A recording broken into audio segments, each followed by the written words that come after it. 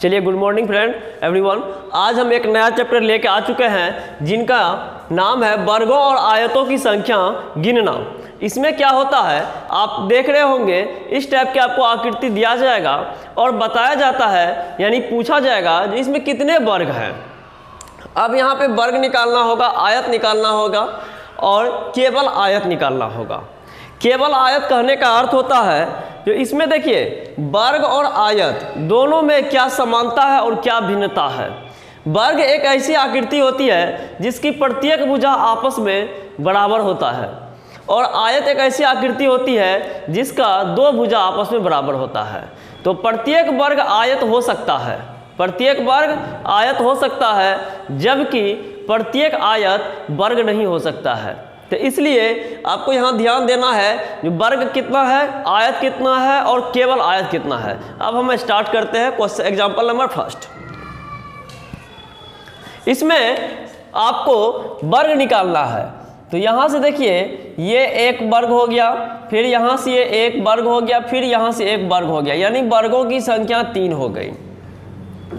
अब इसमें रही बात जो और इसके अधिक होगा तो नहीं होगा। क्यों नहीं होगा? क्योंकि यहाँ से इसको जो मिलाएंगे तो ये मेरा आयत हो जाएगा, इसलिए ये नहीं होगा। 3 और आयतों की संख्या देखिए तो 3 तो वर्ग हो गया, आयत की संख्या बराबर वर्ग की संख्या प्लस आयत की संख्या। तो अब यहाँ देखिए 3 वर्ग हो गया तो 3 लिख लीजिए और आयत की संख्या कितना, यहाँ से यहाँ 1, फिर यहाँ से यहाँ 1, 2 और एक बड़ा सा, तो ये हो गया 3, दोनों मिला के 6। और केवल आयतों की संख्या पूछेगा तो यही होगा, यानी 3। ये आपका आंसर हो गया। इस आकृति में वर्गों की संख्या 3, आयतों की संख्या 6 और केवल आयत की संख्या, तो उसमें क्या करिएगा, आयतों की संख्या में से वर्गों की संख्या घटा दीजिएगा। यानी कहने का मतलब है आयतों की संख्या माइनस वर्गों की संख्या, माइनस वर्ग की संख्या। तो यहाँ 6 में से 3 गया, 3 आपका आंसर हो गया। तो इसमें जो है कुल 3 वर्ग, कुल 6 आयत और केवल आयत पूछेगा तो 3 होगा। अब यहाँ पे फार्मूला से बनाते हैं तो यहाँ पे जो है वर्गों की संख्या के लिए फार्मूला नहीं लगेगा, आयत वाला लगेगा। देखिए तो आयत निकालने के लिए 1 2 3 इन तीनों को जोड़ दीजिए, वही आपका आंसर आ गया। अब यहाँ से हम फार्मूला का यूज करते हैं 1 2 1 2। अब देखिए वर्ग की संख्या निकालना हो तो मैक्सिमम भुजा, मैक्सिमम संख्या इंटू मैक्सिमम संख्या को गुना कीजिए। 2 गुना 2 और 1 गुना 1 बराबर, तो 2 गुना 2 4, 1 गुना 1 1। तो ये वर्गों की संख्या 5, यहाँ पे हो गया 5। फिर यहाँ पे आयत की निकालना होगा तो रो की संख्या प्लस कॉलम की संख्या को जोड़ देना है। तो 1 + 2 इंटू 1 + 2 इक्वल टू 3 गुना 3 बराबर 9। और जब यहाँ पे केवल आयत निकालना होगा तो 9 - 5 बराबर 4। ये आपका आंसर हो गया। ठीक उसी प्रकार यहाँ देखिए, यदि क्लियर नहीं हुआ होगा तो यहाँ देखिए, यहाँ पे 1 2 3 1 2 3 ये कर दिए। अब यहाँ देखिए वर्ग निकालने के लिए क्या करना है, वर्ग निकालने के लिए हम क्या करना है, 3 × 3 9, 2 × 2 4, 1 × 1 1। तो 9 1 10 4 14, 14 वर्ग हो गए। ठीक है, यानी इसमें देखिए बड़ा भुजा से बड़ा भुजा गुणा कीजिए, यहाँ से ये कीजिए। और 1 × 1 इसलिए किए हैं क्योंकि 1 रो और कॉलम दोनों का एक ही है, इसीलिए 1 × 1 हो गया। अब आयत निकालना होगा तो क्या करिएगा, 1 + 2 + 3 इंटू 1 + 2 + 3, यानी ये नीचे वाला। तो 3 गुना 3 नहीं होगा, 1 2 3, तो 3 2 5 1 6 गुना 6 बराबर 36। आयतों की संख्या 36। अब यहाँ पे केवल आयत निकालना होगा तो यहाँ पे 36 - 14, 36 - 14 क्यों? क्योंकि आयतों की संख्या बराबर लिखा है, केवल आयतों की संख्या बराबर आयतों की संख्या माइनस वर्ग की संख्या। तो आयत की संख्या 36, वर्ग की संख्या 14, दोनों को माइनस कीजिए। 6 में से 4 गया 2, 3 में से 1 गया 2। ये आपका आंसर हो गया केवल आयतों की संख्या। अब यहाँ पे देखिए एक और एग्जाम्पल है, यहाँ पे 1 2 3 4 5 1 2 3 4। तो वर्ग निकालना हो तो यहाँ से यहाँ गुना कीजिए, यहाँ से यहाँ गुना कीजिए, यहाँ से यहाँ गुना कीजिए और यहाँ से यहाँ गुना कीजिए।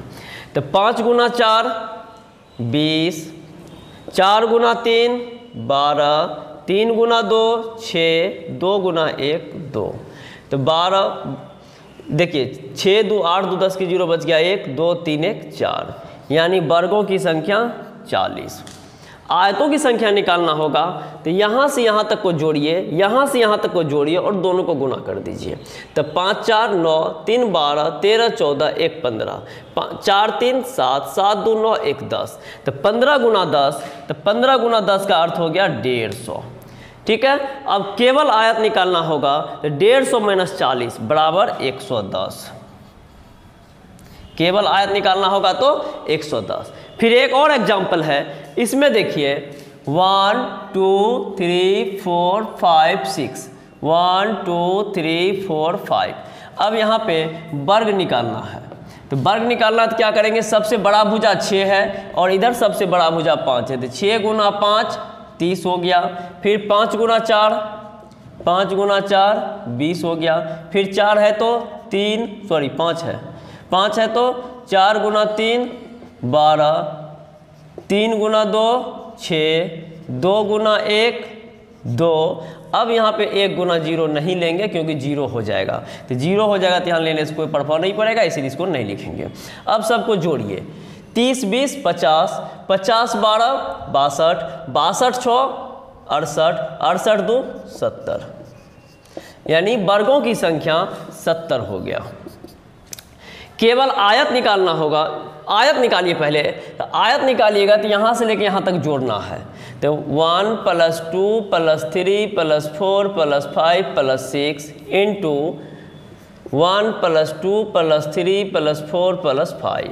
तो इस सब को जोड़िएगा, 6 5 11, 11 4 15, 15 3 18, 18 2 20, 20 1 21, 21 गुना 5 4 9, 9 3 12, 13 2 15, 15 1 16, 21 गुना 16 कीजिएगा तो ये आपका कितना होता है, देखिए 21 गुना 16, 6 गुना 1 6, 6 गुना 2 12, 2 बच गया 1, 1 गुना 1 1 गुना 2, 6 2 1 3 2 1 3, यानी आपका जो है आयतों की संख्या 336 हो गया। ठीक है, अब उसके बाद केवल आयत पूछा है तो 336 माइनस 70, 6 में से 0 गया 6, 13 में से 7 गया 6 और यहाँ एक कम बच गया था क्योंकि एक ले लिए थे तो 266 केवल आयत हो गए। तो अब यहाँ पे देखिए, इसमें हम 3 फिगर के बारे में जानकारी दिए, एक वर्ग निकालना, दूसरा आयत निकालना और तीसरा केवल आयत निकालना। तो इस तरीके से आप वर्गों की संख्या, आयतों की संख्या और केवल आयतों की संख्या निकाल सकते हैं। अब जो है, अब अगला फिगर देखिएगा वो हम आगे बताएंगे। आज के लिए बस इतना ही, गुड बाय।